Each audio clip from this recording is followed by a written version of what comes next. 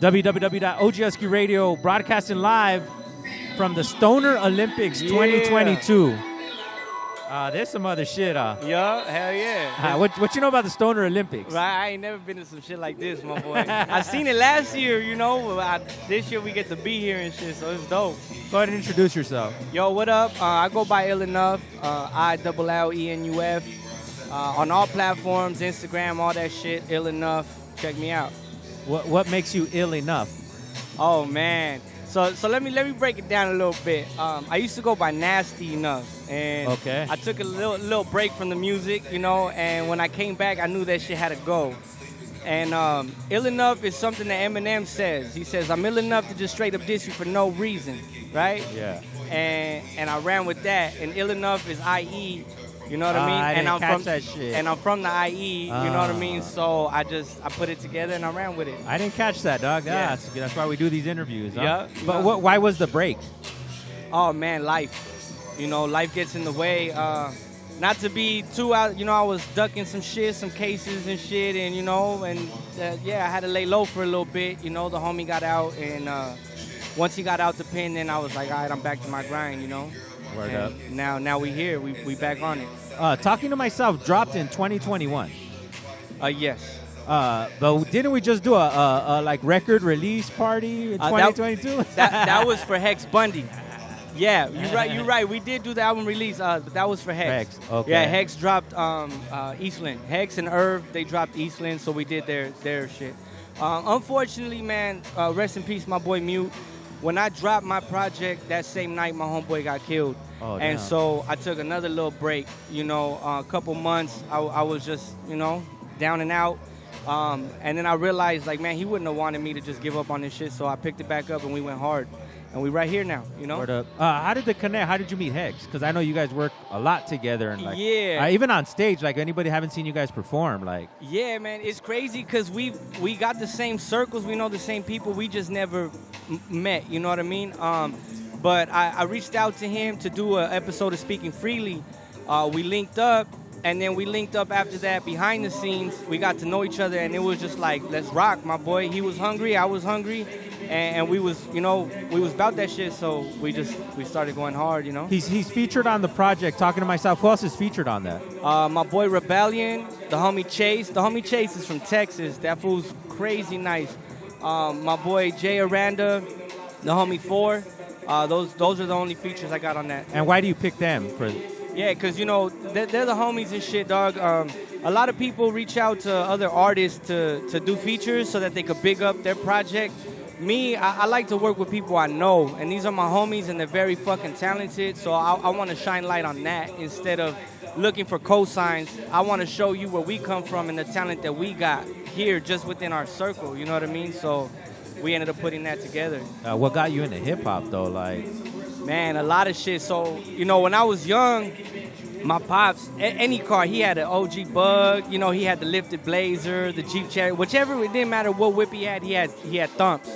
And so he was always playing, you know, the Tupacs, the Scarface, the Ghetto Boys. And I loved it, right? I would mimic their music. I would rap all the lyrics. And then slowly later on, you know, G-Unit came around and all that shit. And I was like, yo, like, this is for me, you know. Instead of rapping their shit, I want to do my shit and do my own lyrics. And so I started working on music at 13, writing and shit. But, you know, I didn't hit the studio till I was about 15. 15. Yeah, I was asking you afterward, though, like, everyone's a rapper nowadays, though, dog. Yeah. So, like, why would anybody that hasn't heard of you want to listen to you instead of the billion other motherfuckers that are out there? Well, I don't put a title on myself, man. I'm not a rapper, you know. I'm an artist, you know. I'm a creative, you know. I don't just make music. So this, you know, as cliche as it sounds, this is my vent. This is where I come to vent.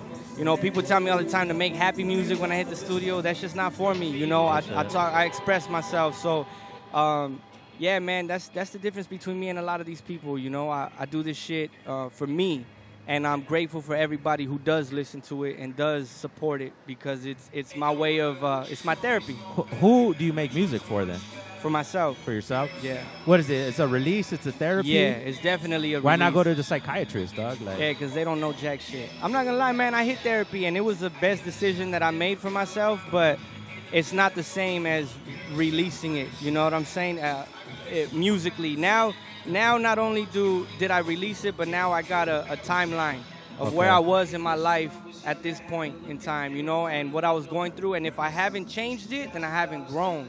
So it's my way to test myself. Do you as well. see in your old projects that you have changed? Oh, yeah. Yeah? Yeah. Damn, The music, bro. So you hear Hex, my boy, he's more gutter. Yeah. That was the shit I was on. You know, I had people trying to kill me for the shit I was putting in my music back in the day. Yeah. I don't make that kind of music no more. And even back then, it was for me. It was my way of venting, like, fuck all you motherfuckers. You know what I mean? Yeah. But that's not what I want to be known for. I don't want to walk around, people looking at me like I think I'm the shit, because I'm not. I'm far from that. You know what I mean? Even Hex, dog, like we very approachable. We got that good energy, and we not trying to fuck with no negative shit. You know what I mean? Word up.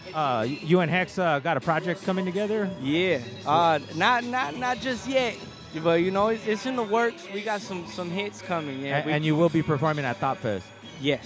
Okay. And me and Hex will be performing at Thought Fest. And we got some of those tracks that we're going to be performing. At Illenuf, ILLENUF, 1F. Yeah. What is We Get Ugly? So, We Get Ugly is the team, man. It's the brand. It's the squad. It's the crew. We Get Ugly's got a graffiti side to it. We Get Ugly's got the clothing side to it. But yeah, man, it's just us. It's what we do. We get ugly. Nos ponemos feos. You know what I mean? Yeah. It's our shit. You know. But pretty much the clique, man. This thing of ours, that's the whole. I don't want to say the collective, but you know, it's all of us as one. This thing of ours, that's me. That's Hex. That's Lo-Fi. You know, Moody fucking with us. Herb. Nice. You know, that's us. You know, it's this thing of ours, dog. You know, so. That's the bigger picture right there. So 2021, we're 2022. When's the next project, bro? Hopefully by the beginning of next year, my new project will be out. You know, like I said, I took a break again after Mute passed away, and so I'm barely gonna start releasing music videos for the Talking to Myself EP.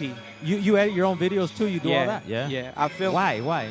So I got tired of these fools, man. Like, man, there's a lot of culture vultures out here. I'm not trying to throw dirt on nobody's name, you know, but there's a lot of people that do it for the wrong reasons. And I would book somebody, they'd come do a video, and then the next video they'd up the price on me. Yeah. And it's like, dog, we already discussed the price, and then they only want to give you 4 hours. Like, that's why all these music videos look the same. Trip out, yes. Because you only get 4 hours to do a video, you know what I'm saying? Yeah. So, I said, fuck that. I can't do a whole music video in 4 hours. I'm tired of these fools fucking with my pocket. So I just invested in my camera and started doing this shit myself. It could have failed, my boy. You know, I didn't know shit about a camera. How about the edit? Even the editing? Even the editing, I didn't know jack shit about none of that, my boy. Trip out. And you know what though? They say though, it's because the artist has the vision. Like, you know what you want. Yeah. So if you give it to somebody else, they're gonna think what they want to put out, how they see it. Yep. So it kind of makes sense. You know what I mean? Yeah, for sure. Yeah. So I'm glad that I took that chance on myself, and I'm glad that it worked out, because it could have failed, my boy. You know what I mean? But you know. So the next album by the beginning of next year. Yeah. What's it titled? Oh man. I shouldn't even give the title out, man, but it's gonna be it might be called Life. Okay. And once we get closer to it and you start seeing these promo videos, you're gonna know exactly the details behind it. It's very deeper than just that simple word. From doing the first 15-year-old going in the studio, has it changed like business? I want to say like responsibility wise. Is it not just like I'm just going in here to do a song? Is it like there's so much more to it? You got to drop the video. You got to make sure it's on all platforms. That just comes with it, or is that? Nah, like, man, I still do it for the love. You know what I mean? Yeah. I just got more steps to take. But as far as going in there and having that on the back of my mind, nah. Okay. Like, I just go in there and I do my shit. And then when it's time to do the video, then I go in there to do my shit. But I don't keep that shit in my head all the time, because then you fuck up your craft. You know what I mean? Yeah. You go stale. You don't want to go stale, because now you're doing it for the fans. And again, thank you to everybody who supports me, but I don't do it for the fans. I do it for me. It's my craft, you know.